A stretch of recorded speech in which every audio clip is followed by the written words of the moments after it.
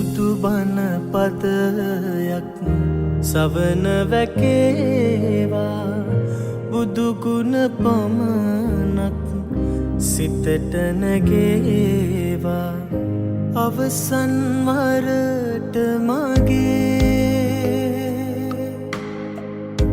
ඇස්පිය වෙන මොහොතේ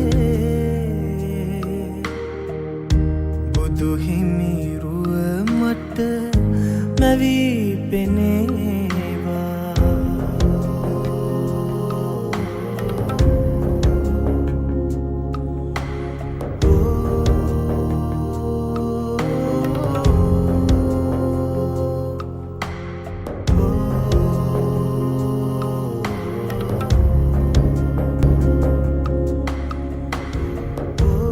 සියලු ඇසීම් අතර උතුම් වන්නේ ධර්මය ඇසීමයි.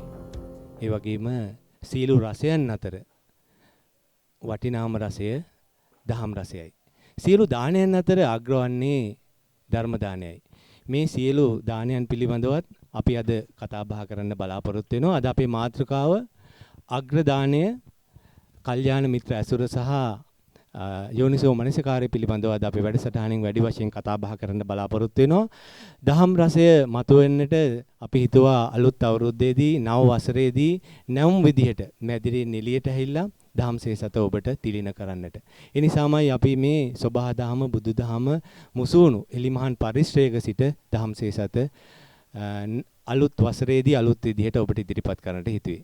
අද අපේ වැඩසටහනට වැඩම කොට වදාළ ස්වදේශාභිමානී ජාතික ව්‍යාපාරී කරු සභාපති ශ්‍රී ලංකා භික්ෂු විශ්වවිද්‍යාලයේ බෞද්ධ පාලි අධ්‍යනාංශයේ ජ්‍යෙෂ්ඨ මහාචාර්ය පූජ්‍යපාද අවසරයි පාතේකම ඥානිසර අපේ ගෞරවනීය ස්වාමීන්ද්‍රයන් වහන්සේව ආරම්භයේදීම පාදාභිවන්දනයෙන් පිළිගන්න අවසරයි අපේ හැමදෙරණි. ඒ වගේම අද අපේ වැඩසටහනට සහභාගී වෙනවා පරිසරය පිළිබඳව, සබහාදහම පිළිබඳව ප්‍රාමාණික විද්වතෙක්, ඒ වගේම ප්‍රවීණ දේශකෙක්, ශ්‍රී ලංකා අවිහිංසාවාදී මහා සංවිධානයේ ජාත්‍යන්තර උපදේශකතුමා, ඒ වගේම ඇමරිකාවේ කැලිෆෝනියාවේ සමාහිත පරිසර පදනමේ ගරු සභාපති නිර්මාතෘවර ආනන්ද මහින්කන්ද මැතිතුමාවත් ආදරෙන් ගෞරවයෙන් පිළිගන්නවා. අද අපේ වැඩසටහනට සහභාගී වෙලා සිටිනවා. අද අපි කතා බහ කරන්න බලාපොරොත්තු වෙනවා සරල සංක්ෂිප්ත ත්‍රිපිටකය පිළිබඳ, සූත්‍ර පිටකය පිළිබඳව ඉතා අගනා ග්‍රන්ථයක් අපිට දායාද කරපු පන්නිපිටිය විද්‍යාලංකාර මහා පිරිවෙනේ හිටපු ආචාර්යවර සාසපති පඬිත අපේ සරච්චන්ද්‍ර අමරතුංග සූරීන්වත් ආදරෙන් ගෞරවයෙන් පිළිගන්නවා.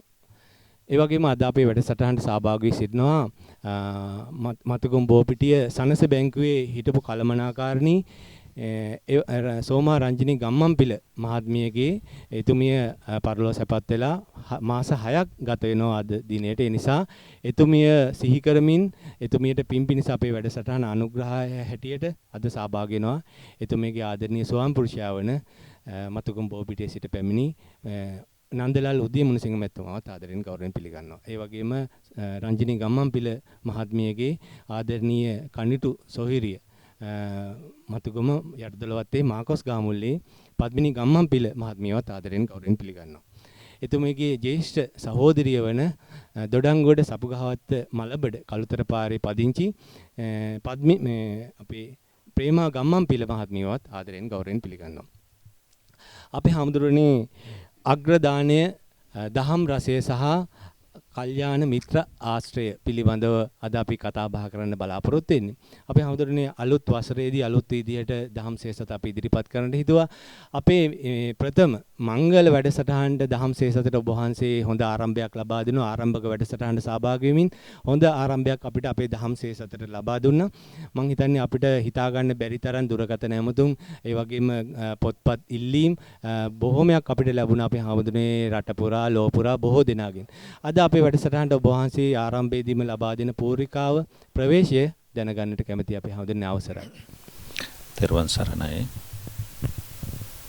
අපි සමග වැඩසටහනේ සිටින සියලුම ඇත්තන් අපේ චාමික මහත්මයා දහම් සේසත සාහිත්‍ය පොත් පියස වැඩසටහන තුලින් ලොකු සේවයක් තම පුළුවන් ආකාරයෙන් සිද්ධ කරගෙන ආවා. එම සේවය තිබෙන්නේ ධර්ම ග්‍රන්ථ බුදුබණ ධර්ම ග්‍රන්ථ මිනිසුන්ගේ ජීවිතයට සම්බන්ධ තොරතුරු දහම් රසය විඳ ගැනීමට සරල භාෂාවෙන් සකස් වුණ ධර්ම ග්‍රන්ථ පාඨකයාට ප්‍රදානය කිරීමයි. ඇත්තටම ධර්ම ග්‍රන්ථවල තියෙන කරුණු අපේ සිංහල බෞද්ධයා කියලා කිව්වට බොහෝ දෙනාට ධර්ම කරුණු පිළිබඳ අවබෝධයක් නැහැ. දැන් මේ සාහිත්‍ය පොත් පියසින් කරන වැඩ කොටස තමයි ඒ ගැඹුරු ධර්මය සරල භාෂාවකින් රචනා කරවලා ලේඛකයෝ ලව්වා ඒ පොත් ජනතාවට දෙනවා. ඒ වගේම අනිත් කාරණය තමයි ඒ පොත් කුඩා පොත්. ප්‍රමාණයෙන් කුඩා සහ කියවීමේ රුචිය වැඩි වෙන විදිහට චිත්‍ර සහිතව සමහර ඡායාරූප සහිතව සිතුවම් සහිතව ලොකු කුඩා බාල මහලු කියලා ભેදයකින් තොරව ඕනෑම කෙනෙකුට කියවා රස විඳිය හැකි පොත් රාශියක් මේ වෙනකොට සාහිත්‍ය පොත් පියස තිලින කරලා තියෙනවා. කියන්නේ ගොඩාක් පුංචියට පටන් ගත්ත තැනක් අද වෙනකොට කිසියම් සමාජමය ස්ථාවර තත්වයකට පත්වීමට හැකියාව සාහිත්‍ය පොත් පියසට ලැබෙන්නේ ඒ ආධ්‍යාත්මික සද්භාව ක්‍රියාවලිය හින්දා. අද ගොඩාක් ජනප්‍රිය ප්‍රසිද්ධ හාමුදුරන් වහන්සේලා ලියපු කෘති සාහිත්‍ය පොත් පියස මගින් එළි දකිනවා. ඉතින් අපි දකින්නේ ඔය ගොඩක් පොත් අපිට මේ දකින්න තියෙන ගොඩක් පොත් අපේ දන්නා කියන ස්වාමින් වහන්සේලා විසින් සමහර වෙලාවට සමහර ස්වාමින් වහන්සේලා ඉන්නෝ හරිම ප්‍රසිද්ධයි කිසිම පොතක් ලියලා නැති. ඒ වගේ අය ලව්වත් පොත් ලියවලා සමාජයට පාඨක සමාජයට දෙන වැඩපිළිවෙලක් සාහිත්‍ය පොත් පියස ඒ වැඩපිළිවෙල ක්‍රම විදිතව සමාජගත කරන්නට තමයි දහම් සේසත වැඩසටහන තුලින් සිද්ධ කෙරෙන්නේ. ඉතින් 2022 නව වසර උදා වීමත් සමග අපේ රටට මේ සිංහල රටට ආගමික දැනුම කැටි වුණ යහපත් අර්ථවත් වැඩ කොටසක් කරන්නට මේ සාහිත්‍ය පොත් පියස සහ දහම් සේසත වැඩසටහනට අවස්ථාව ලැබේවා කියන ප්‍රාර්ථනාව මම සිද්ධ කරනවා. හොඳයි. අපේ හාමුදුරුවෝ ආරම්භයේදීම අපිට ලබා දුන්නෝ ඒ සාදු ප්‍රාර්ථනාව සත්පුරුෂ සාදු දනීන්ගේ ප්‍රාර්ථනා සැබෑ වේවා කියන අරමුණ අප තුළ තිබෙනවා. අද අපි දහම් සේසත මේ වැඩසටහන ඔබ වෙත ඉදිරිපත් කරන්නේ කොට්ටාව අතුරුගිරිය පාරේ සාහිත්‍ය සත්මෙදුරේ දෙවන මහලේ පිහිටි දහම් සේසත අපේ YouTube නාලිකා එලිමහන් පරිශ්‍රයේ සිටයි. අපේ වැඩසටහනට සහභාගී වෙනවා ඇමරිකාවේ කැලිෆෝනියාවේ පරිසර සමාහිත පදනමේ නිර්මාතෘවරයා ගරු සභාපතිතුමා ආනන්ද මායංකන්ද මැතිතුමා. ආනන්ද මැතිතුමනි මා කැමති බොහෝ වෙලාවට අපි උත්පත්තියෙන් බෞද්ධයෝ නමුත් ප්‍රතිපත්තියෙන් බෞද්ධයෝ නොවේ. කොහොමද උත්පත්තියෙන් බෞද්ධයෝ සහ ප්‍රතිපත්තියෙන් අපි බෞද්ධ වෙන්නේ කොහොමද කියන කාරණාව ඔබතුමා අහිංසාවාදී සංවිධානයේ ජාත්‍යන්තර උපදේශකතුමා හැටියටත් කොහොමද මේ සීල කාරණා ගලපමින් අපිට ඔබතුමාගේ ප්‍රවේශය ලබා දෙන්නේ? අවසරයි ස්වාමීන් වහන්සේ. ජනතාවට බොහොම ස්තුතියි පළමුවෙන්ම මට මේකට ආරාධනා කිරීම සම්බන්ධයෙන්. ඔබතුමා කරන සාහිත්‍ය සේවය සහ ධර්ම සේවය ඉතාමත් මගේ කරනවා. අපි ඉතින් ඇමරිකාවේ ඉඳලා බලන් ඉන්නකොට අපට ඇත්තටම ඔබතුමා ප්‍රශ්නෙට ප්‍රවේශයක් හැටියට සමහරක් වෙලාවට අපි රට ගැන දුකත් හිතෙනවා ජාමික මහත්මයා. මොකද මට එකලාවකට හිතෙනවා මේ ඉතා මෑත කාලයේදීම බුදුදහමත් මේ ඇමරිකාවෙන් අපට ගෙන්වන්න වෙයිද අපේ වාසනාවට අපි ස්වාමීන් වහන්සේලා වගේ මහා පඬිවරු ඉන්නවා. මොකද මට හිතුනේ දැන් ඔබතුමා අහපු ප්‍රශ්නේ මේ උත්පත්තියෙන් කොහොමද බෞද්ධයෙක් වෙන්නේ එහෙම නැත්නම් ප්‍රතිපත්තිින්ද කියන එකනේ. මම මේක නිතර මේ කතාව ගැන මම නිතර හිතනකොට මට හිතෙන දෙයක් තමයි ඇත්තරම මේ අපි දැන් අපි කවුරුත් සාමාන්‍යයෙන් ලංකාවේ බෞද්ධ විෂය බෞද්ධ ආගම කියන විෂයට අධ්‍යාපන පොදු සාහිත්‍ය සාමාන්‍ය පෙළ විභාගෙදී D එකක්වත් C එකක්වත් කාටත් තියෙනවා. නමුත් මේ බෞද්ධකම හැබැයි අපිට තියෙන බවක් පේන්නේ නැහැ. මට මේ අපේ අමරතුංග මහත්මයා කියවන ඇහුණා ඉස්සෙල්ලා මේ දැන් ඇමරිකාවේ වුණත් කවදාවත් වෛද්‍යවරු ස්ට්‍රයික් කරන්නේ නැහැ. එතකොට ගුරුවරු ස්ට්‍රයික් කරන්නේ නැහැ. නමුත් මේ රටේ මේ අහිංසාව මේ බෞද්ධ ආගම මේ වගේ දේවල් මේ ලොකුවට කතා කරන රටේ මේගොල්ලොත් ස්ට්‍රයික් කරනවා. ඉතින් මොකක් හරි මෙහි පටලවිල්ලක් තියෙනවනේ. ඉතින් මම කල්පනා කරා මොකද්ද මේකේ ආරම්භයේ මුල ඇයි මෙහෙම වෙලා තින්නේ අපිට මේ මිහිඳු හාමුදුරුවෝ ලංකාවට ඇවිල්ලා මේ මිහිඳු සංස්කෘතිය ඇති කරලා ඉතිබිච්ච අපේ ලෝකෙ තිබිච්ච උසස්ම ජාතිය බවට පත් වෙලා තිබිච්ච මේ රටට මොකද වෙන්නේ හේතුව කියලා මම කල්පනා කරනකොට මට තේරිච්ච දෙයක් තමයි චාමික මහත්මයා මේ වැරද්ද පටන් ගත්තේ පෘතුගීසීන් ඒ කියන්නේ විදේශිකයන් ලංකාවට ආවයන් පස්සේ කියන එක. ඒ හරහා මට මතකයි ඔය සීතාවක රාජසිංහ රජුරු පළවෙනි රාජසිංහ රජුරු හොඳ සටන්කාමියෙක් වුණාට එතුමාගේ පියාව ඝාතනය කරලා ලොකු අර ගිල්ටි ෆීලිං එකක් කියලා කියන්නේ මේ ලොකු අත්වැරද්දක් ගැන තමන්ට ලොකු බලවත් පසුතැවිල්ලක් ඇති වුණා. මේකට මෙතුමාට ධර්මයේ තුල කවුරුත් සඳහන් කරේ මේ ආනන්තරී පාප කර්මෙන් සිද්ධ කරත අපායට යන්න සිද්ධ වෙනවාමයි කියලා. ඉතින් මෙතුමා මහා උගත් කෙනෙක් නෙමෙයි වගේ මට පේන්නේ. ඉතින් අර අරිට්ට කීවෙන්ඩු කියන ඔය මලයාලි ගුරුකංකාරයෝ ටිකක් ඒ කාලේ සීතාවක ප්‍රදේශයේ හිටියා. මේ Hindu ආගම හරහා බුද්ධ ආගම නැති කරා මේ අවස්ථාවේදී. ඉතින් ඊටම දැඩි ලෙස Hindu බලපෑම අපේ රටට මේ අවස්ථාවේදී පැමිණියා. බුද්ධ දර්ශනයේ තිබිච්ච පොත් මහා රාශියක් ගිනිපත් කරා, පන්සල් විහාර විහාර ගිනිපත් කරා මේ රජුරු. මේක තමයි ආරම්භය. ඉතින් ඊට පස්සේ සීතාවක රාජසිංහ රජුගෙන් පස්සේ අවසානයේ අපේ සිංහල රජුරුවොත් මලයාල දේශයෙන් පැමිණි මලයාලි වංශිකයෙක්. ඒතකොට මේගොල්ලන්ගේ තිබිච්ච මේ Hindu ආభాෂය මට හිතෙන්නේ දැන් අපේ බෞද්ධ ආගමත් අපේ මිනිස්සු බෞද්ධ ආගම කියන එක වැරදි අත්‍තරම බෞද්ධ දර්ශනයේ බෞද්ධ ආගමක් හැටියට පරිවර්තනය කරගෙන ඒ දාර්ශනික බුදුහාඳුරන්ගේ තිබිච්ච ඒ අවිහිංසාව කරුණාව මෛත්‍රිය ආදී මේ මූලික ගුණධර්ම දැන් සම්මා සංකල්පය කිව්වහම අපි දන්නේ අවිහිංසා සංකල්පයෙන් අව්‍යාපාද සංකල්ප නෙක්ඛම්ම සංකල්පනේ. ඒ සංකල්ප නෙමෙයි දැන් තියෙන්නේ. මට දිව්‍ය ලෝකයට යන්න වෙන්නේ කොහොමද?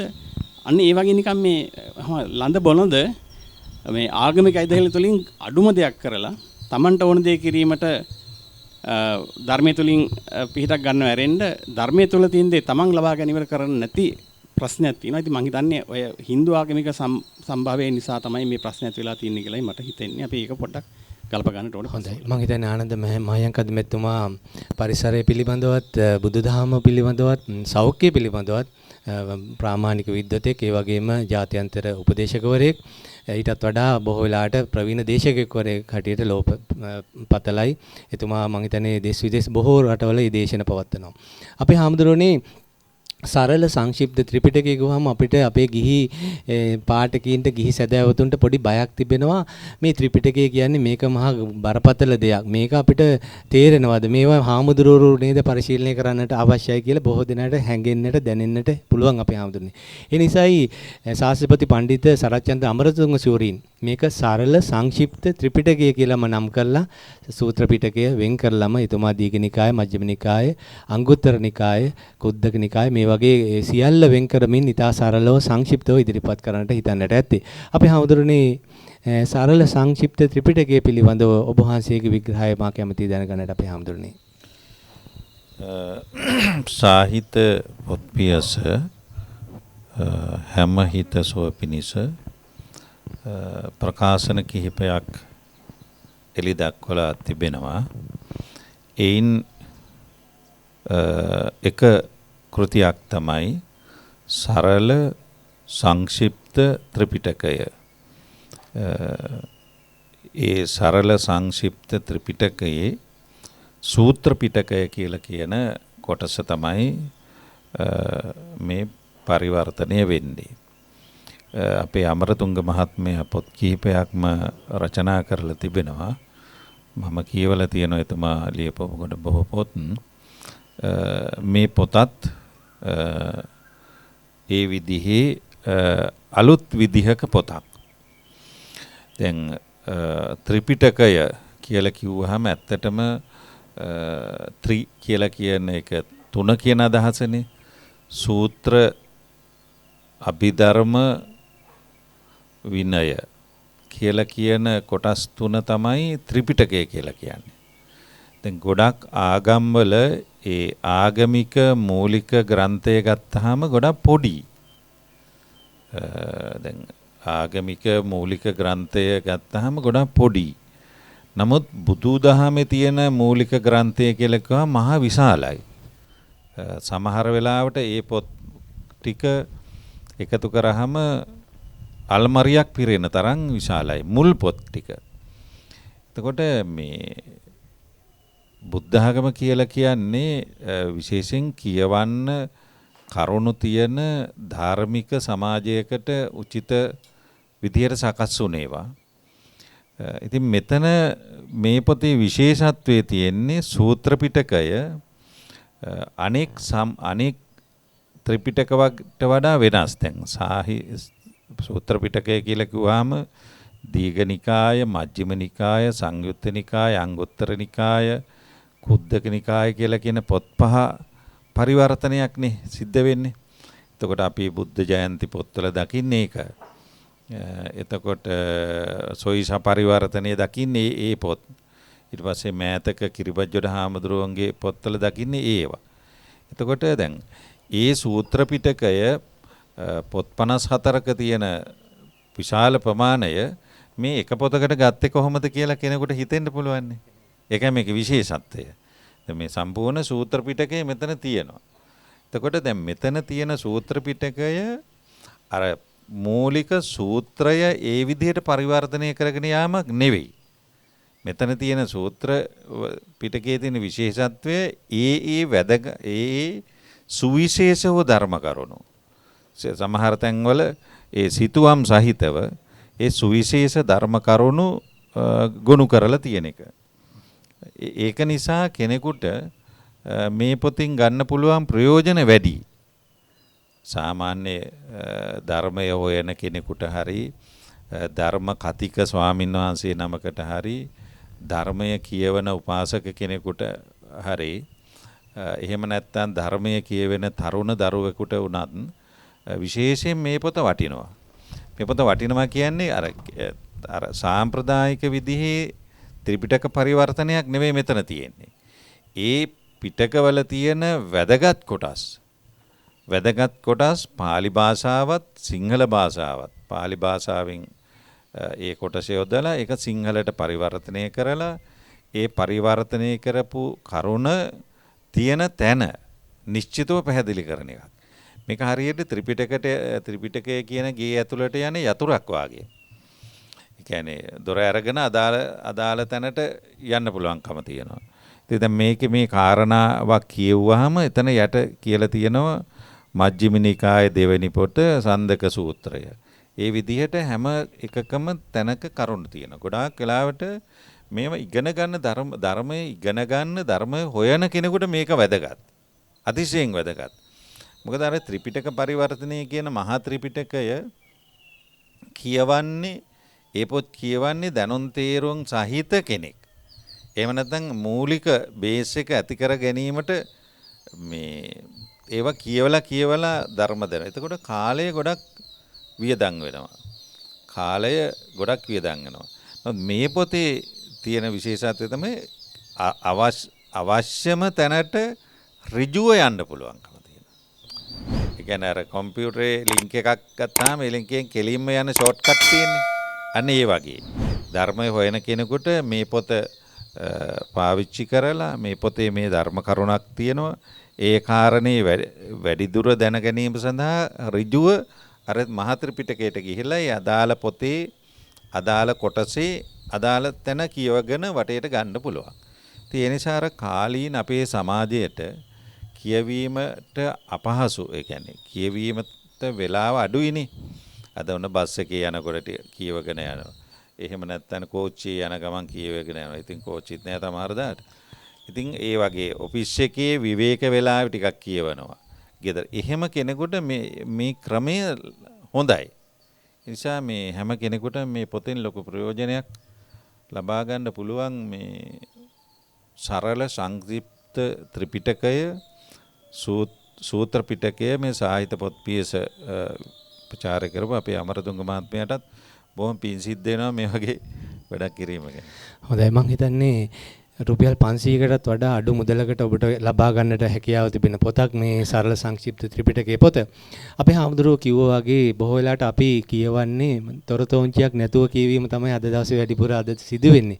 නමුත් පොත්පත් කියවීම තමයි මිනිසා සම්පූර්ණ කරන්නේ. කල්යාණ මිත්‍රෙක් බවට පත් වෙන්නේ මේ දහම් පොතපත මේ වගේ දහම් වැඩසටහන්. කල්යාණ මිත්‍ර ආශ්‍රය අපිට කොච්චර වැදගත් වෙනවද? මම හිතන්නේ අපේ සම්බුදු සසුන රඳා පවතින්නේ අඩක් පමණ කල්යාණ මිත්‍ර ආශ්‍රය මතද එහෙම නැත්නම් සම්පූර්ණයෙන්ද කියන කාරණාවට මා කැමතියි ආනන්ද මහයන්කන්ද මෙතුමාගෙන් පිළිතුරක් බලාපොරොත්තු වෙනවා. ඇත්තටම දැන් අපි දන්නවා අපේ බුදුන් වහන්සේ අපේ භාග්‍යවතුන් වහන්සේ අපේ මහා කල්යාණ මිත්‍රයන් වහන්සේ අපට ඒකට උත්තරේ පැහැදිලිවම දීලා තියෙනවා. මේ ශාසනයෙන් පවතින්නේ කල්යාණ මිත්‍රයන් මත කියන එක.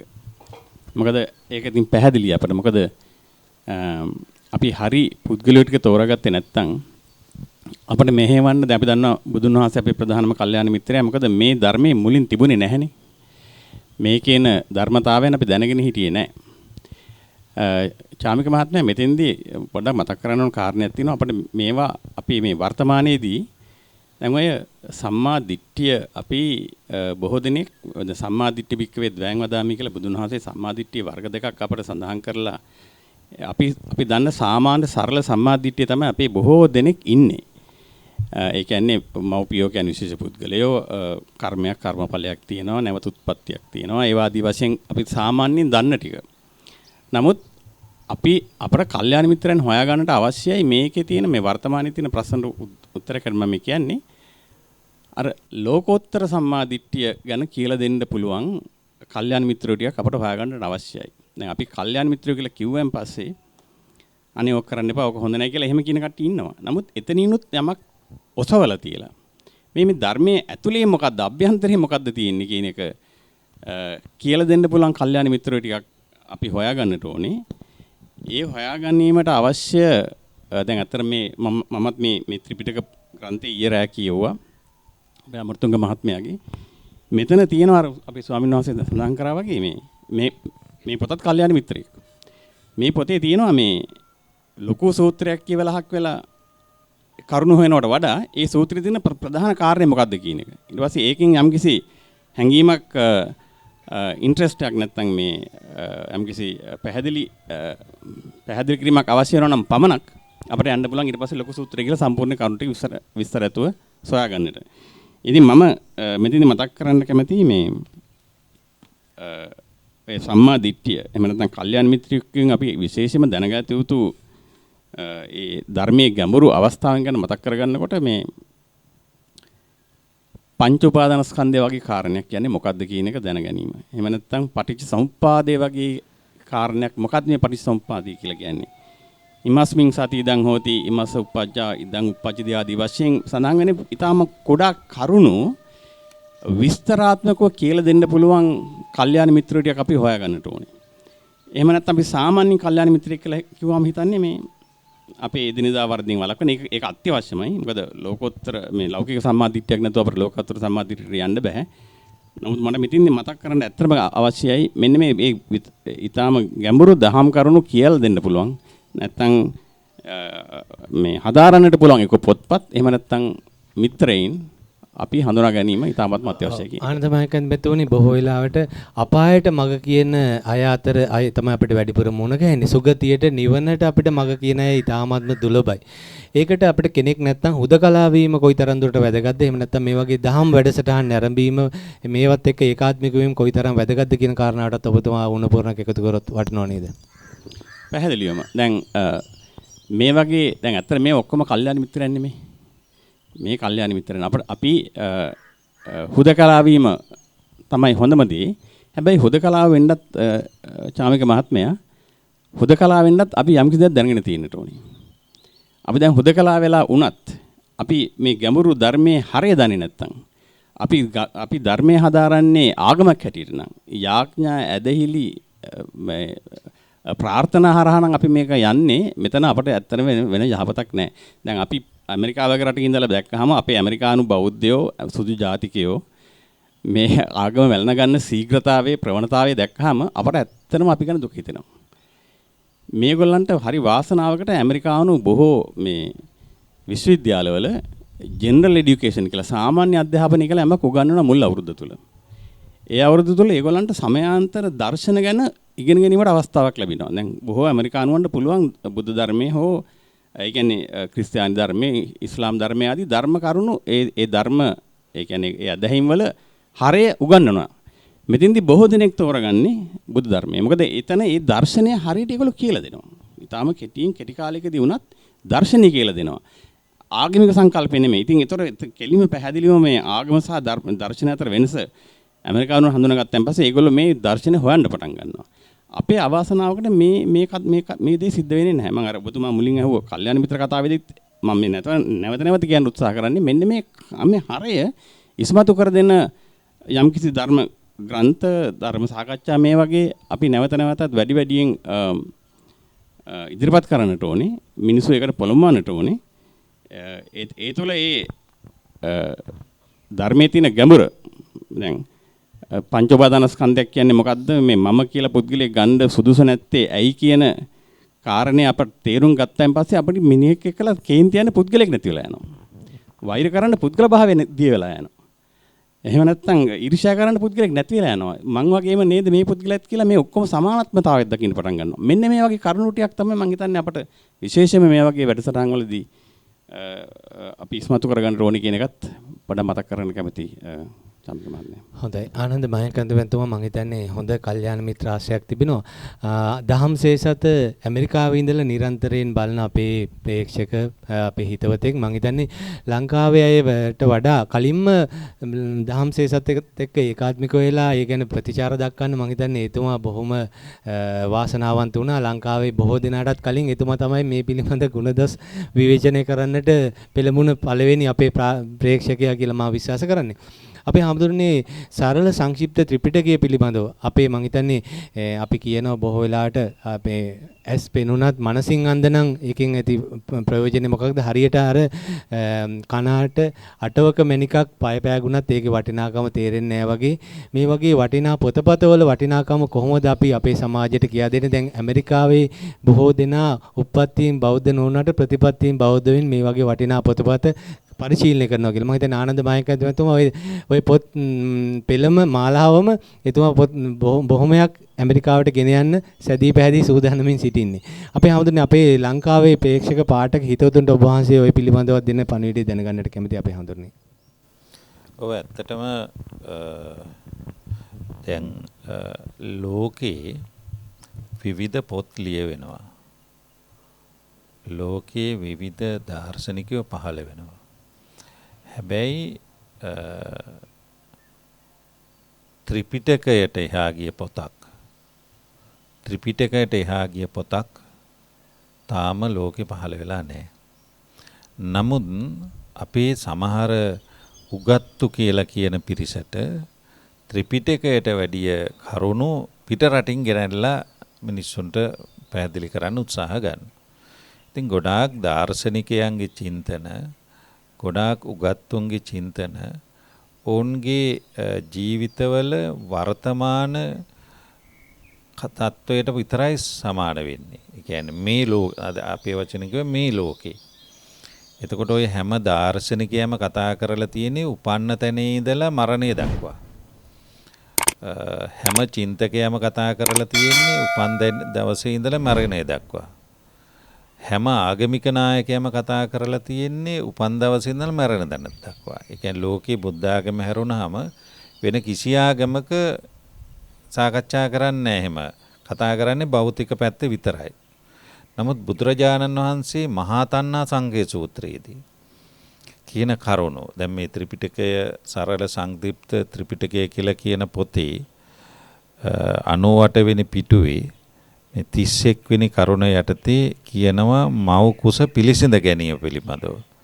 තින්නම් කෝපන භික්කවේ සන්නිපාතා කියලා. එතකොට දැන් මේ මහා තණ්හා සංඛය සූත්‍රයේදී බුදුරජාණන් වහන්සේ විස්තර කරන්නේ දරුවෙක් මේ ලෝකෙට උත්පත්තිය ලැබීම කියලා කියන කාරණේ උපතින් පස්සේ විතරක් නෙවෙයි උපතින් අතීතයටත් යනවා. කිසියම් ආකාරයක දැන් අර අපේ බෞද්ධ සාහිත්‍යයේදී කියවෙනවා හතර වර්ගයේ මිනිස්සු හතර වර්ගයේ ඥාතීන් ඒ හතර වර්ගයේම විතරයි උපදින්නේ කියලා.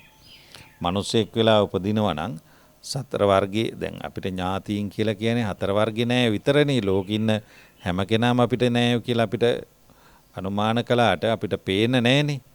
දැන් කෙනෙකුට කියන්න පුළුවන් මේ ලෝකයේ බුදුබණට අනුව මේ ලෝකේ ඉන්න හැම කෙනාම අපේ නෑයෝ. හැම කෙනාම අපේ අම්මා. හැම කෙනාම අපේ තාත්තා වෙලා ඉඳලා තියෙනවා කියලා අපිට කියන්න පුළුවන්. බුදුබණ එහෙම කියලා තියෙනවනේ. නමුත් අපේ ඒ බුදුබණේ කියන කාරණේ අපේ සංස්කෘතියට ගත්තේ හතර වර්ගේ නෑයෝ කියන එක. හතර වර්ගේ ඥාතීන්. හතර වර්ගය කියලා කිව්වේ තමන්ගේ අම්මා, අම්මගේ අම්මා, අම්මගේ තාත්තා, තාත්තගේ අම්මා, තාත්තගේ තාත්තා කියන ඒ ඥාති හතර වර්ගය කිව්වේ.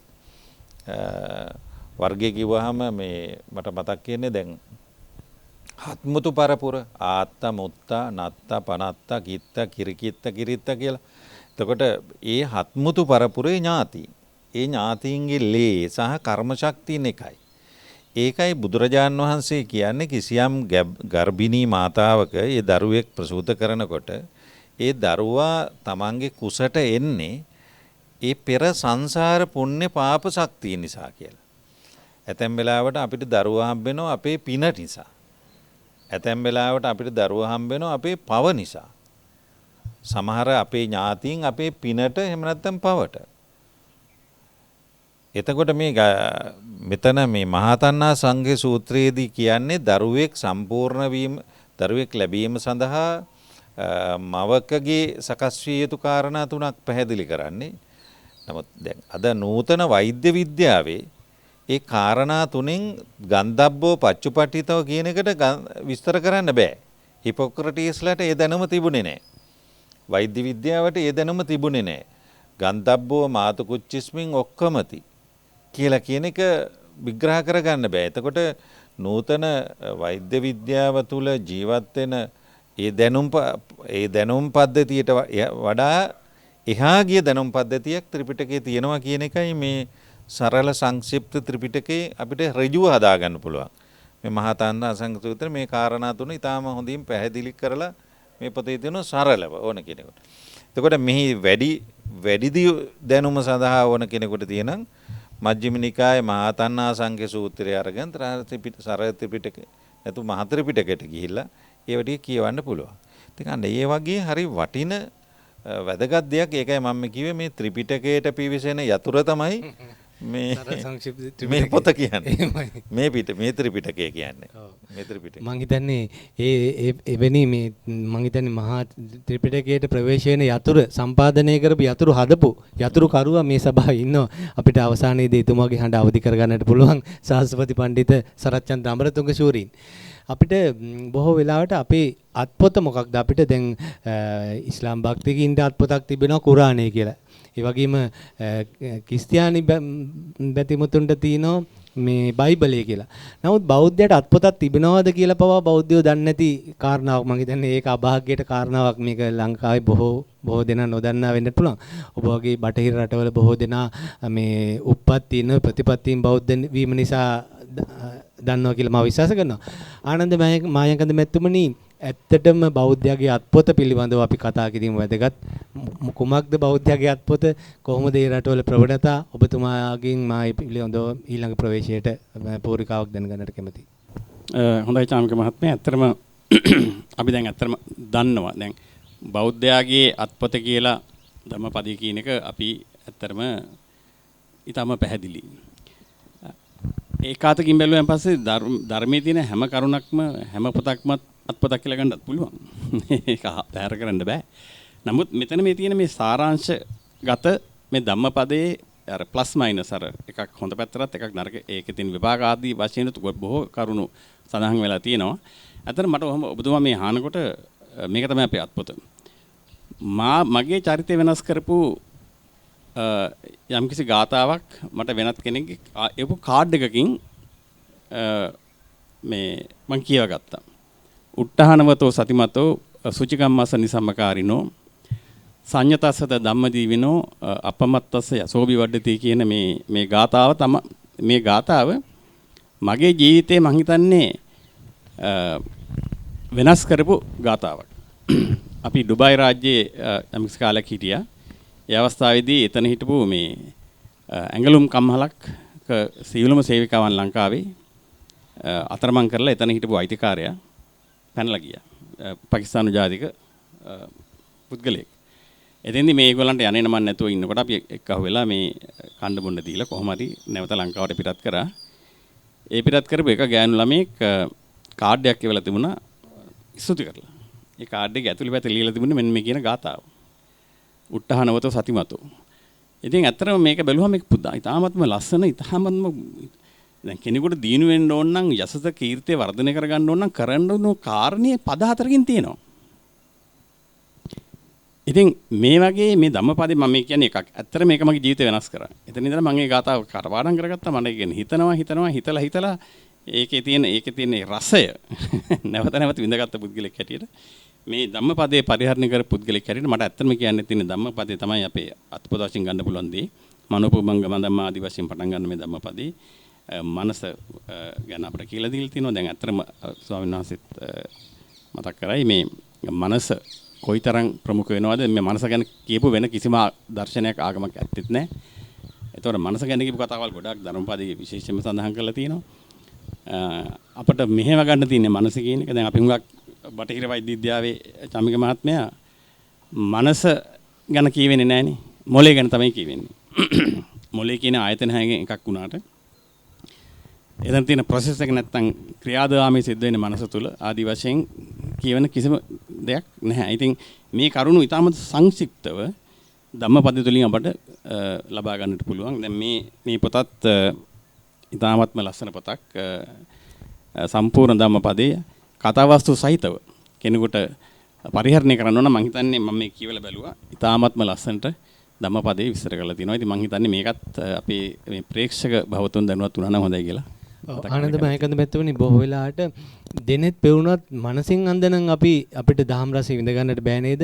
සීළු රසයන් අතර දහම් රසය උතුම්ම රසය වෙන්නේ වටිනාම උසස්ම රසය වෙන්නේ දහම් රසය කියන කාරණාව මේ ත්‍රිපිටක කරුණු සාරාංශගත වුණු මේ ධම්මපදයේ කියවනකොට කතාවස්තුත් එක්ක කියනකොට ඒ දහම් රසය විඳ ගන්නට හැකියාව තිබෙනවද? ඔබතුමා කොහොමද ඒක දකින්නේ? පැහැදිලිවම. ඇත්තටම දැන් අර ස්වාමීන් වහන්සේ කිව්වා වගේ අපිට මේ ගොඩාක් ත්‍රිපිටක කරුණු සඳහන් කරගන්න අපිට වෙලාවක් නැති ප්‍රශ්නයක් තියෙනවානේ මේ කාලය තුල. මේ කාලය තුල අපිට ගොඩාක් දේවල් මේ අපි කියවන්නේ නැහැ දැන්. අපි අහනවා දැන්. අපි ටීවී එකකිනුත් අහනවා, අපි කම්පියුටර් එකකිනුත් අහනවා. අපි කියවන්න කාලයක් නැහැ. හැබැයි අපිට පුළුවන් නම් අපි මේ ධම්මපදේ පොතක් තියාගන්න තමන්ගේ වැඩ කරන කාර්යාලයේ මේසෙ උඩ. එහෙම නැත්නම් ගෙදර මේ ප්‍රධාන පේන තැනක තියෙන පොත් මේසයක් උඩ. කියන්නේ නිතර පේන තැනක තියාගත්තා නම්. දැන් මට මතකයි මේ බන්තේ යෝගාවචර රාහුල් කියලා ඇමරිකානු සුජාතික ස්වාමීන් වහන්සේ නමක් ඉන්නවා. එතුමාගේ තියෙනවා මේ MNM කියලා minute by minute meditation. අපිට meditation කරන්න ගොඩාක් කාලයක් ගන්න බැරි නම් තමන් ඔෆිස් එකේ වැඩ කරන ගමන් විනාඩියක් S2 පියාගන්න. මිනිත්තුවක් S2 පියාගෙන තමන්ගේ ගත වෙච්ච කාලය නැත්නම් විනාඩි 10 15 හෝ පැය දෙකමාර පැය දෙකමාර කාලය තුල වෙච්ච දේ ගැන මෙනෙහි කරලා බලන්න තමන්ගේ හොඳක් වුණාද නරකක් වුණාද තමන්ව දිනු කරගන්න අවස්ථාවක් තිබුණාද ගිලිහි ගියාද ආදි වශයෙන් පොඩි මෙඩිටේෂන් එකක් මිනිත් බයි මිනිත් කරන්න පුළුවන්. අන්න ඒ වගේ දැන් තමන්ට නිදහස් තියෙන වෙලාවක මේ පොත තියාගත්තා නම් මේසෙ උඩ තමන්ගේ මොලේ අවුල් වෙච්ච අවස්ථාවක ඔක්කොම ටික අමතක කරලා අහක් මේ පොත පොඩ්ඩක් අරගෙන මේ මොනවා හරි ගාතාවක් කියවනවා මේකේ තියෙන පෙරලෙන මුල්ම පිටුවේ තියෙන මුල්ම කියන්නේ තමන් පොත පෙරළුවාම හම් වෙන පළවෙනි ගාතාව කියවගත්තා නම් ඒ හැම දෙයක්ම තමන්ගේ ජීවිතයට ඒ මොහොතට අදාළ කරගන්න පුළුවන් ශක්තියක් ධම්මපද ගාථාවල තියෙනවා. හොඳයි. අපි හැමදෙරනේ බොහෝ වෙලාවට මේ ධම්මපදයේ කිව්වහම ධම්මපදයයි ගාථාවයි තමයි අපිට මතක් වෙන්නේ. අපේ බොහෝ පොත්වල තියෙන අපි හැමදෙරනේ ධම්මපදයේ සහ ධම්මපදයේ ගාථාවයි තේරුමයි විස්තර වෙන පොතපත. බොහෝ වෙලාවට ධම්මපදත්ත කතාව කියවන්න හැමදෙනාට හැකියාවක් නැති නිසායි සරච්චන්ද්‍ර අමරතුංග ශූරීන් මේ කතාවස්තු සහිත සම්පූර්ණ ධම්මපදයේ රුපියල් 500කටත් අඩු මුදලකට පාඨක ලෝකයට ඔබ වහන්සේ ආරම්භයේදී කිව්වා වගේ ඉතා සහන මිලකට ලබා ගන්නට අවකාශය සලසා දී තිබෙනවා. අපි හැමදෙන්නේ කතාවස්තු සහිත සම්පූර්ණ ධම්මපදයේ පොතේ පිළිබඳ ඔබ වහන්සේගේ විග්‍රහයත් මා කැමැති මේ මොහොතේ දැන කියා ගන්නට අපි හැමදෙන්නේ. ඔව් ඇත්තටම දැන් මේ සරල ත්‍රිපිටකය සහ කතාවස්තු සහිත සම්පූර්ණ ධම්මපදය බෞද්ධයාගේ අත්පොත මේ පොත් දෙකම රචනා කරලා තියෙන අපේ අමරතුංග මහත්මයා. දැන් සාහිත්‍ය පොත් පියසේ මෙතෙක් පළ කරපු කෘති මේ පොත් දෙකයි අතර වෙනසක් තියෙනවා. සාහිත්‍ය පොත් පියස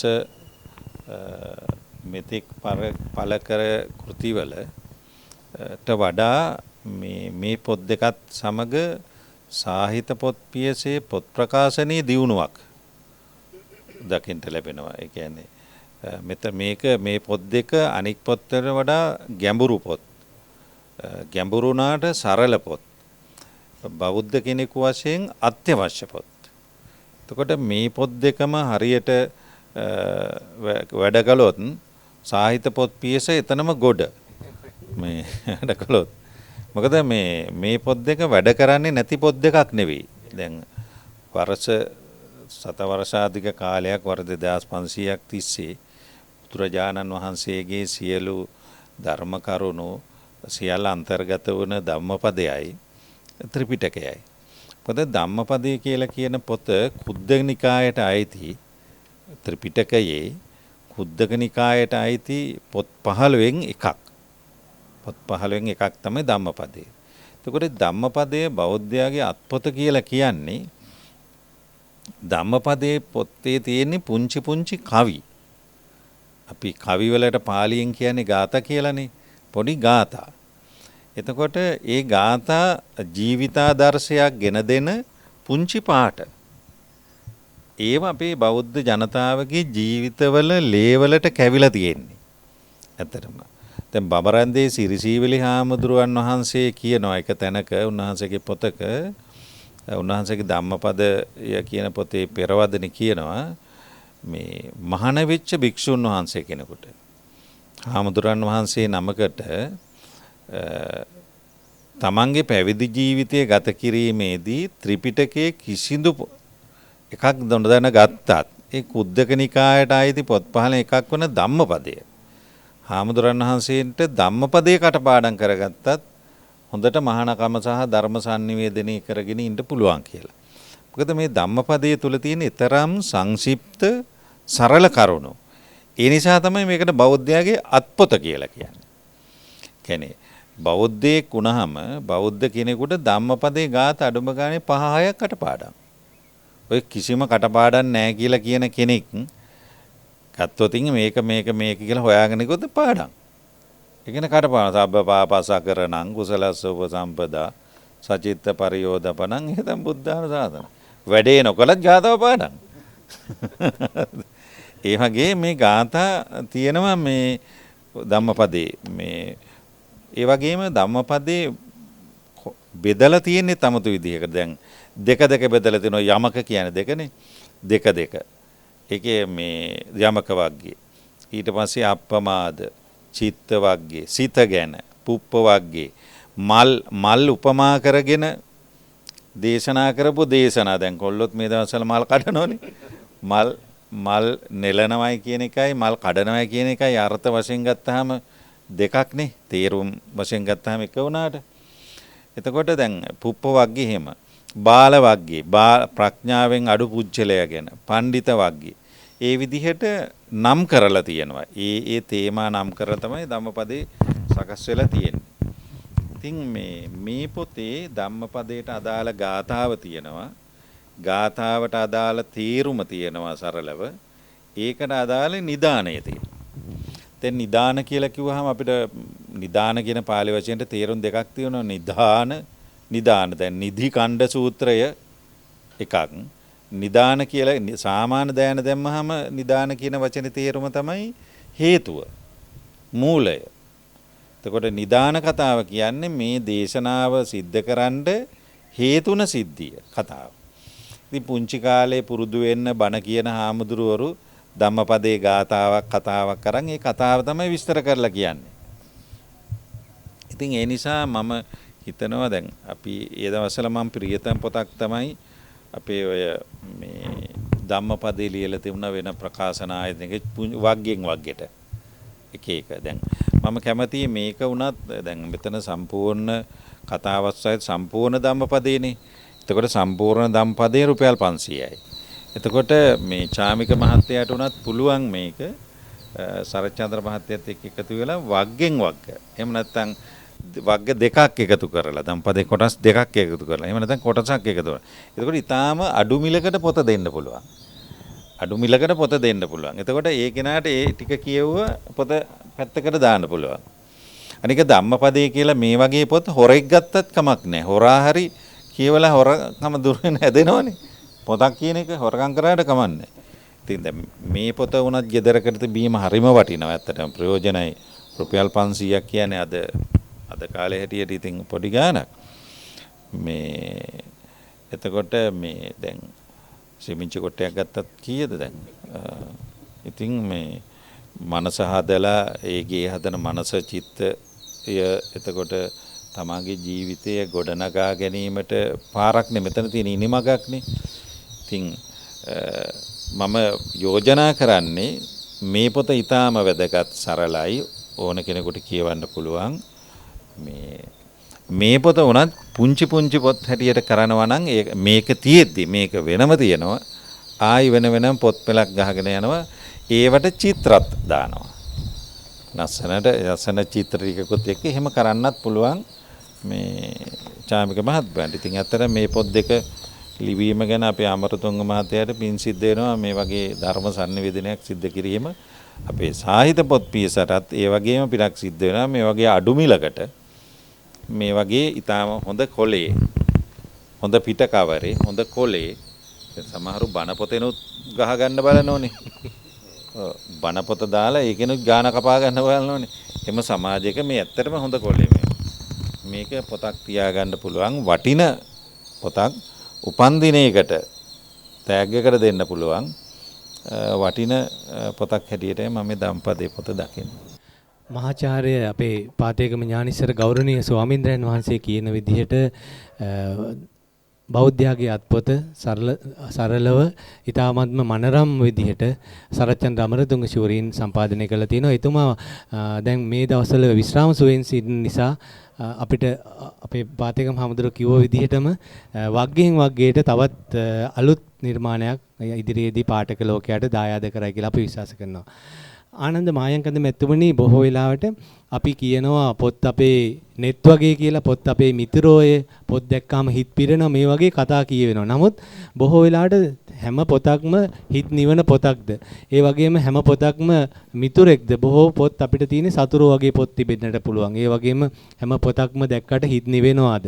මේ වගේ ගැටලු අපි ඉදිරියේ තිබෙනවා. ඒ නිසා ඔබතුමා කොහොමද හැම පොතක්ම පොතක් වෙන්නේ කොහොමද? හොඳ පොතක් කොහොමද අපි තෝරගන්නේ? දැන් කේ ජයතිලක වගේ ශූරීන් එතුමාගේ අන්තිම කැමැති පත්‍රෙත් බොහෝ වෙලාවට සඳහන් වෙලා තිබෙනේ ධම්මපදය ත්‍රිපිටකයක් හැරුණකොට අනිත් සියලුම පොත් මගේ දැවෙන චිතකෙන් අලු කර දමන්න කියලා වගේ. මේ නිසා හැම පොතක්ම හොඳ පොතක්ද? හැම පොතක්ම හිත් නිවනවද? පොත් අපේ මිතුරෝද සතුරෝද? මේකට ඔබතුමාගේ පිළිතුර මා කැමතියි දැනගන්නට. පැහැදිලිවම ඉතින් අර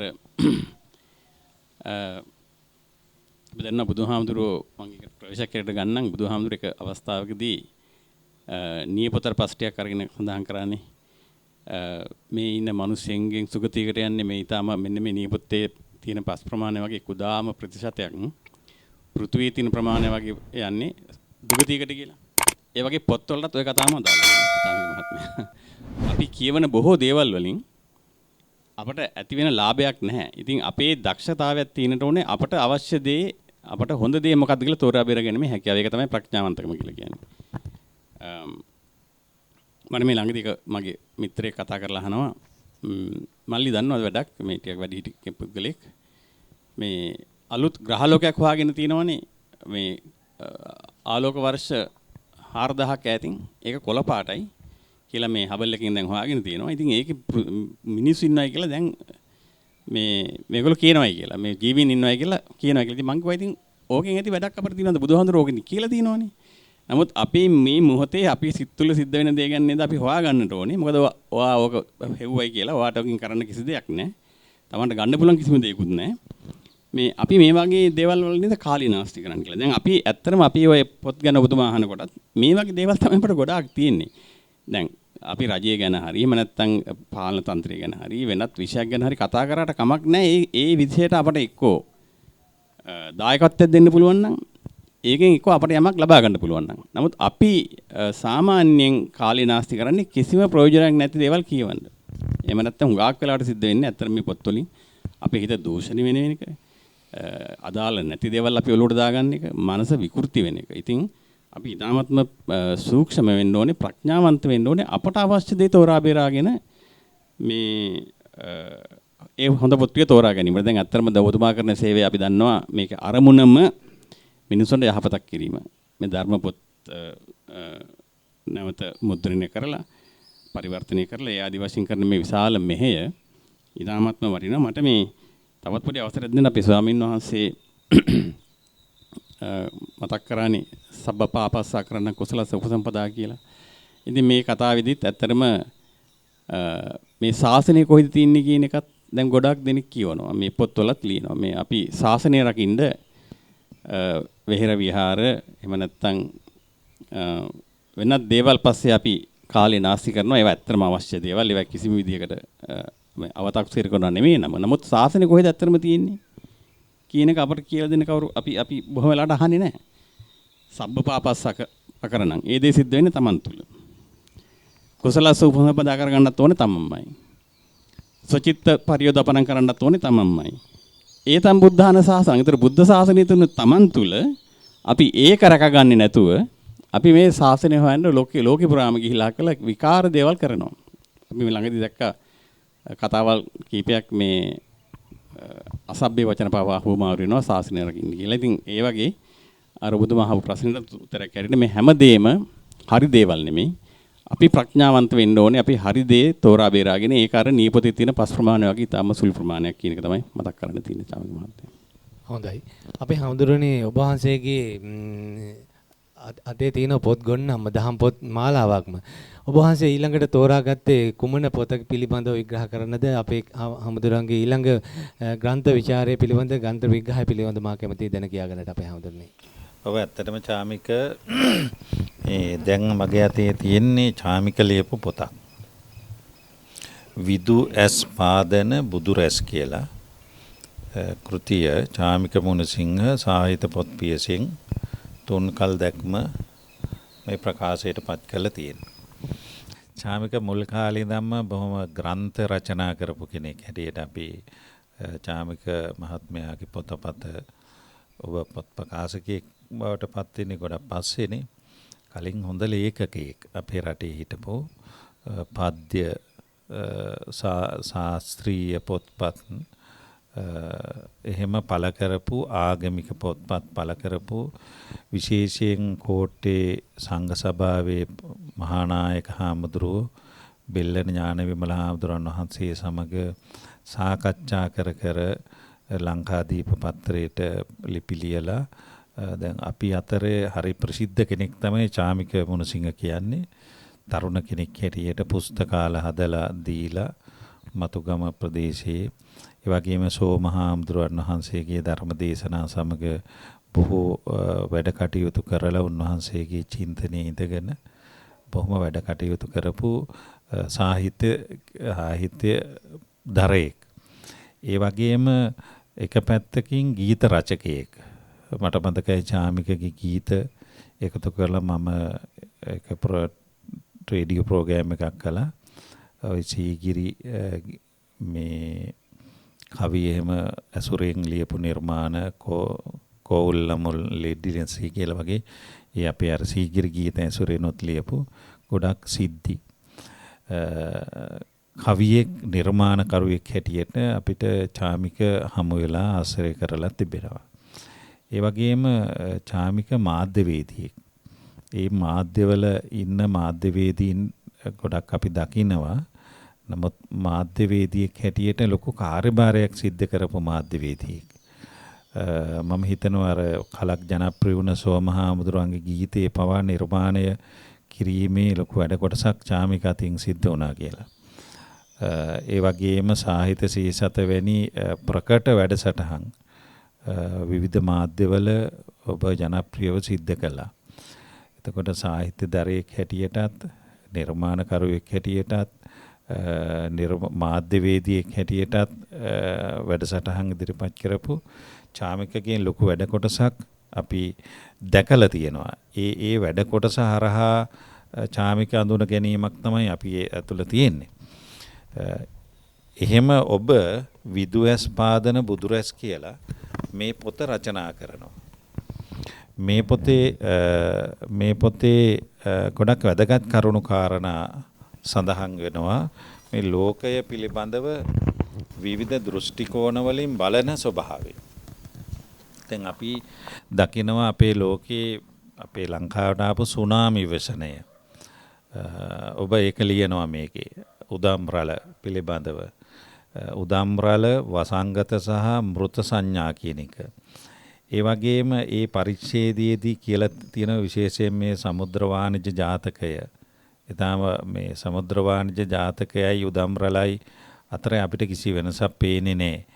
මුද ගොඩ ගැලුවා කියන කාරණේ අපි හිතන් හිටියේ සාහිත්‍ය ප්‍රලාප කියලා. නමුත් අපිටම සිද්ධ වුණාම අපි ඒක තීරුම් ගත්තා. ඔබ මේ පොතේ ලියනවා.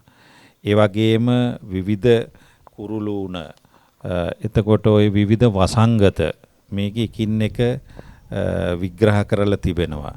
ඒ වගේම ඒවා සමගම අහිවාතක රෝගය, රතන සූත්‍රය, ඒ වගේම ළගෙන මුරුගසං වැස්ස, යුද ගැටුම්, මෘග සංඥා කියන ඒ ධර්මයට සම්බන්ධ ඒවත් එක්ක මේවා තුලණය වෙනවා. එතකොට හරි අමුතු අපූර්වත්වයක් අපි දකිනවා. ඒ කියන්නේ ලෝකේ සිද්ධ වෙන සිද්ධි බුදුරජාණන් වහන්සේ බුදුදහමේ මීට කලින් දේශනා කරලා තියෙනවා. ඒවයි කොටසක් අපි බොරු කියලා හිතාගෙන හිටපු කොටසක් දැන් ඇත්ත වෙනවා. දැන් මේ කොරෝනා ගැන වුණත් ඔබ මේ පොතේ කියනවා මේ කොරෝනා රෝගය පිළිබඳව චීනයේ නගරකින් මේක හටගත්තයි ඒ සිද්ධි පිළිබඳව. එතකොට අපේ බෞද්ධ ජනතාවට ලොකු විමතියක් මේ පොත කියවන්න ලොකු කුතුහලයක්. මේ මොකද අපි හැමදේම බෞද්ධයෙන් බලන්න පුරුදු වෙන අය. එතකොට ලෝකෙ සිද්ධ වෙන නොයෙක් සිද්ධි අසිරිමත් සහ අමුතු සිද්ධි ඔබ මේකේ පැහැදිලි කරනවා. දැන් දෙවෙනි පරිච්ඡේදය ගත්තාම ලෝක විනාශය සහ ආශ්චර්යය කියන කොටසේ සැඟවුණ යුග සහ සුද්ධ භූමි කියලා. දැන් ඔය මායාවරුන්ගේ ඇමරිකාවේ මායාවරුන්ගේ ආස්ටෙක් ඔය ආදී වශයෙන් පැරණි ශිෂ්ටාචාර ඉන්කා ඒ වගේ පැරණි ශිෂ්ටාචාර පිළිබඳව ඒ මධ්‍ය මණ්ඩල සුද්ධ භූමිය දැන් එහෙම කතා කරගෙන ඇවිල්ලා මේ ඔබ කියන්නේ සප්ත සූර්යෝද්ගමන සූත්‍රය පිළිබඳව ඉරහතක් පායලා ලෝකේ විනාශ වෙනවා කියලා කියන බුද්ධ වචනය. එතකොට ඉරහත කියලා කියන සංකල්පය අපිට තව ගොඩක් ඈතයි. නමුත් මේ සිද්ධ වෙන සිද්ධිත් එක්ක අපිට හිතෙනවා ඉරහත වගේ ඉර උදේට ඉර දෙකක් වගේ පායලා මේ රස්නේ වැඩි දැනටම මේකට යනවද කියලා මේ ලෝකේ ප්‍රශ්නයක් එනවා. එතකොට මේ පොතෙන් ඒකට අපේ අස්පාදනවා පොත කියවන කෙනෙකුට අස්පාදනවා මේව පිළිබඳව හිතන්න. අස්පාදනවා කියන්නේ තියෙන හැ නෙවෙයි තුන්වෙනි හැ පාදනවා. එතකොට මේ බුදු ගුණත් එක්ක ඒ වගේ මේ ලෝකෝත්පත්ති ගවේෂණවලදී ඔබ පැහැදිලි කරනවා විවිධ මේ විද්‍යාත්මක මේ පසුබිම අලුතුන් හැදෙන ඉපැරණි ලෝක නිර්මාණවාදී විවිධත්වය ආගමික ශාස්ත්‍රෝන්ගේ උප්පත්ති කතා ලෝකයට පාර කියන තාරකා ආදී වශයෙන් මේ කරුණු කාරණා ඔබ පැහැදිලි කරනවා. එතකොට මේ මහමෙර අවට සක්වල වැසියෝ ඒ වගේම පොතේ 4 වෙනි පරිච්ඡේදය පැහැදිලි කරනවා. ඉතින් මේකේ මම දකින විශේෂත්වය තමයි නූතන විද්‍යාත්මක සොයා ගැනීම. නව ග්‍රහලෝක අපේ මහත්මයා කිව්වා වගේ ඒ නව සොයා ගැනීම.